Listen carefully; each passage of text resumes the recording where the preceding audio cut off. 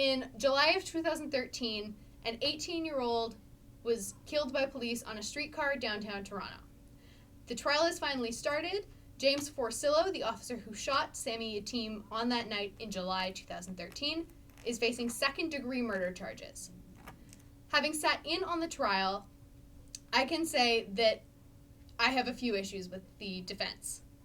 The defense lawyer is doing a lot of work to assassinate Sammy Yatim's character.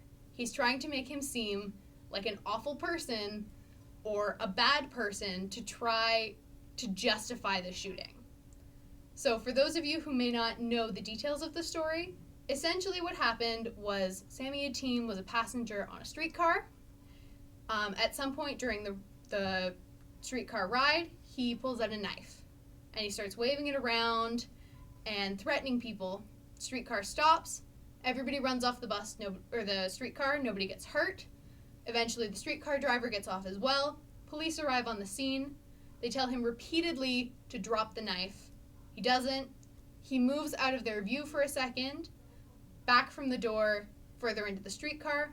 He walks back to the front of the streetcar, and police shoot 9 times, hitting him 8 times, and killing him. So, what do you guys think about this story? Well, like, when it first happened, I was just shocked that even happened. I don't know, it's just so insane that something like that can happen. Police can shoot someone that many times over something that doesn't even seem that threatening. I think it's, police are trained, like you see in the movies and in television shows, aim for the legs or try to incapacitate them with bullets. Guns are lethal weapons. When police are shot, aim for center of mass, shoot to kill.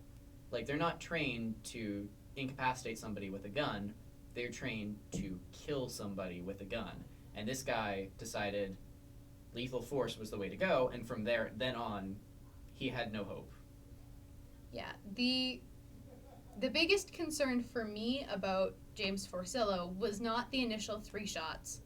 I can understand panicking when somebody comes out with a knife. He was not acting in a way that you would expect the average person to act on a streetcar. Yeah. And he walked back into frame. I can understand to an extent shooting at that point. But he shot 3 times, stopped for a few seconds, 3 to 5 seconds between the 3rd shot and the 4th shot, and then he emptied his clip. He shot 9 times and he hit him 8 times. I don't know who the heck thinks they have a right to shoot someone that many times. That's what makes me so angry. Like, it's so... At they're that just point, using their power. At that point, I think that guy was dedicated to the kill this guy approach, as opposed to the, like... was he on the ground after the first volley of shots? After the 3rd shot, he was on the ground. He appeared to still be alive. There was still some movement. I saw the videos from inside the streetcar, and he's sort of half in frame in the video that they showed in court, and you can see his leg moving a little bit, and so it's clear that he was incapacitated. Doesn't know if he was going to survive those injuries, but he was alive at that point. It sounds like he would not have survived those first 3 shots, but Forcillo made sure that he wasn't going to survive. And an interesting thing is that after the guy has essentially emptied his clip, I'm not sure how many rounds are in whatever gun he was using, but they then tased him when he was on the ground, dead. Yeah. Why was that the order of operation and not the other way around? If you have a guy that is at quite a distance, and there's plenty of video online of the distance between the cops and him, they have plenty of distance. He wasn't coming at them. I can understand panicking. Panic with the right weapon. Like, they have pepper spray, they have stun guns. They had ways to take him out that would not have put him or the officer in danger. And even, tasers occasionally kill people. That is a thing that happens. I would rather take the risk of having a non-lethal weapon malfunction or kill somebody than have a lethal weapon almost certainly kill somebody. Yes. Not used, overused. And, they're given this responsibility of a gun, and here they are abusing that, in my opinion. I don't think he should have shot at all. But if he had shot 3 times, we probably wouldn't be talking about this right now. Now, to the police's credit, to the city's credit, things have changed. We've gone through a change in management. The police chief changed. Paul Saunders I forget the name of the police chief that we have right now. I have no clue. We're professionals. I know that he went here. Yeah. Graduate. But there's been a change in management. They recently came out that a bunch of changes have, I think, like, of the 90-something proposed changes that they wanted to make to police, to the Toronto police, to make them have a zero-kill approach from now on, they implemented 80-something. And I think that's good. Very good. Officers are being trained about mental health, and essentially the big message that they want to get across with these changes was 0 deaths. 0 civilian deaths, 0 police deaths. And we have kind of yet to see whether or not that's going to go into effect. Yeah. It's kind of still pretty early to say, but they're making changes. It does still blow my mind that the reaction to a knife is a gun.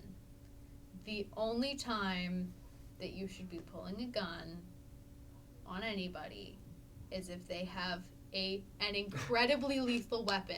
If you're outnumbered and there are 8 people with knives and 1 police officer, pull your gun. Justified. Or if you have one person with a gun pointing at an officer, yes, you have permission to shoot that person. Yeah. I am pretty, like, I am the lib of all libs, but I will give you your gun. You are allowed to have your gun. Yeah. You are allowed to use your gun when it is absolutely 100% necessary. Yeah, when your life is on the line. Because in that case, I don't think the police officer, I don't think his life is on the line.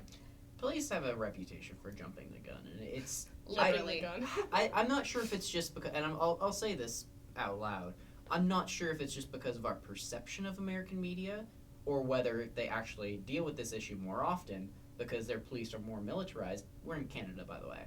I don't know if that's important or not, but American police seem to be more shoot first, ask questions later. Like, you see a lot more of those videos of police shooting at people who are unarmed. I remember seeing a video from a little while ago. A guy in a wheelchair got shot. He was at a distance. The cops said he had a gun, but as far as I'm aware, there was no gun found. Yeah. Really? I think one of the reasons why that is more prevalent, or at least appears to be more prevalent, is because in the States, everybody's got a gun. Yeah, they have There are so many guns in the U.S. that it's not actually an unreasonable suspicion to think that your suspect has a gun. Here, I don't think anybody is armed. Like, I'll walk down the street and, well, maybe not bad streets, but I'll walk down downtown Toronto and I'm not suspecting that person has a gun, that person has a gun. We don't have open carry laws. Handguns need to be kept in gun cabinets that are locked or kept in a gun range. I'm not expecting Joe Blow down the street to be carrying a gun. And I think it is, in the defense of these police officers, these American police officers, guns are more on their mind because that's reasonably what they have to deal with.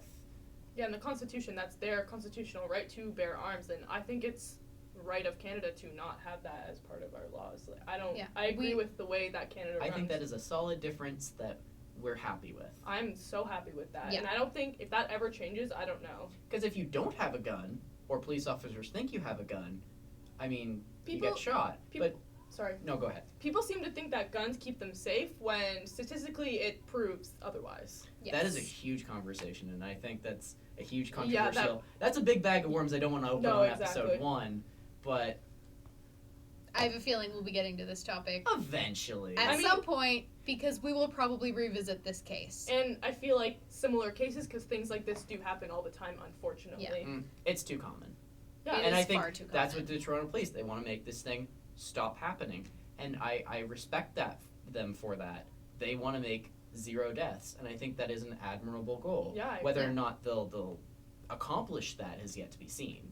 But at the very least, they're going to make improvements with the changes they've made already, and hopefully we can eradicate it or come close to eradicating it. Yeah, there's never perfect, but I mean, striving for perfection is never a bad thing, right? Exactly. Yeah, you're never going to make it so that no one ever dies, but by reacting to situations like this where death was avoidable, you learn.